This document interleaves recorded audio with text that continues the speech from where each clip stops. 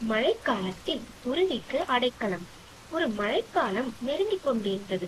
வானம் கருமேகமாகி காற்று பலமாக வீசத் தொடங்கியது. அப்போது ஒரு சின்ன குருவி நினைத்தது, இந்த மழைக்காலத்தில் நான் பாதுகாப்பாக இருக்க ஒரு நல்ல மரம் தேவை. குருவி முதலில் வாழை மரத்திடம் கேட்டது.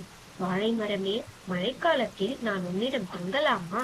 வாழை மரம் சொன்னது, என்னிடம் இலைகள் பெரியவைத்தான், ஆனால் நான் பலம் இல்லாத மரம். மழை காற்று வந்தால் நான் தாங்க மாட்டேன்.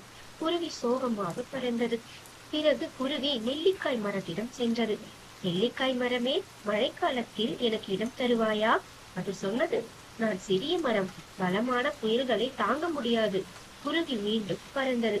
அடுத்ததாக முருங்கை மரத்திடம் கேட்டது. முருங்கை மரமும், நான் சீக்கிரம் வளர்வேன், ஆனால் மழை காற்றுக்கு பலம் இல்லை என்று மறுத்தது. இறுதியாக குருவி பெரிய ஆலமரத்திடம் வந்தது. ஆலமரமே, இந்த மழைக்காலத்தில் நான் உன்னிடம் தங்கலாமா என்று கேட்டது. ஆலமரம் சித்தப்படியே சொன்னது, கவலைப்படாத குருவியே, என் கிளைகளுள் வேர் வலிமையும் எந்த மழையும் தாங்கும். நீ பாதுகாப்பாக இங்கே தங்கலாம். மழைக்காலம் வந்தது. பலமான மழை, கடும் காற்று வந்தது. வாழை மரம் விழுந்தது. நெல்லிக்காய் மரம் உடைத்தது. முருங்கை மரம் காற்றில் சாய்ந்தது. ஆனால் ஆலமரம் மட்டும் அசையாமல் நின்றது. அதன் கிளைகளில் குருவி பாதுகாப்பாக இருந்தது. வெளியில் அழகாகவும் சீக்கிரம் வளர்வதும் முக்கியமல்ல, உள்ளார்ந்த வலிமையும் நிலைத்தன்மையும் தான் நம்மை காப்பாற்றும்.